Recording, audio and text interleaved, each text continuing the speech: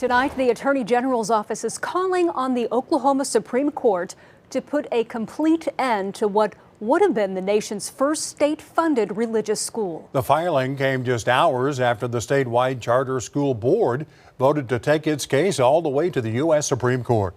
News 4's Tanner DeLeon walks us through what led up to today.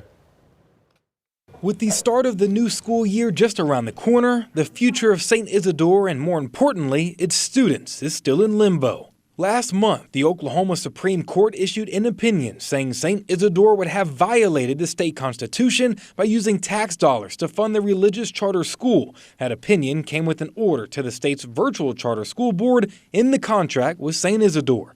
Since that decision, the virtual charter school board was disbanded, replaced by a new board, dropping the word virtual from its name. Today, that board voted not only to ignore that order from the Oklahoma Supreme Court, but to also appeal the decision to the United States Supreme Court. I think probably the simplest, straightforward way to proceed would be for us to go ahead and file a petition to the U.S. Supreme Court and ask them to resolve the legal question. The decision to not only appeal, but to ignore an order from the state Supreme Court drew a near immediate response from Attorney General Gentner Drummond, writing in a statement, "Every Oklahoman should be outraged by the board's blatant hostility toward religious liberty." Just hours later, the Attorney General's office filed this notice with the Supreme Court, asking justices to require the charter school board to either end the contract with St. Isidore or face contempt of court charges.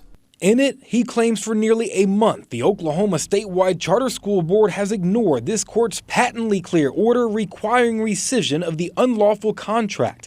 The charter school board previously said ending its contract with St. Isidore before the U.S. Supreme Court weighs in would cause the school irreparable harm. I think we, to some degree, have a duty to defend that contract or determine that it was a mistake, or that, we need to wrestle with that. Right now, the Oklahoma Supreme Court is weighing an appeal from the charter school board to keep the contract with St. Isidore in place.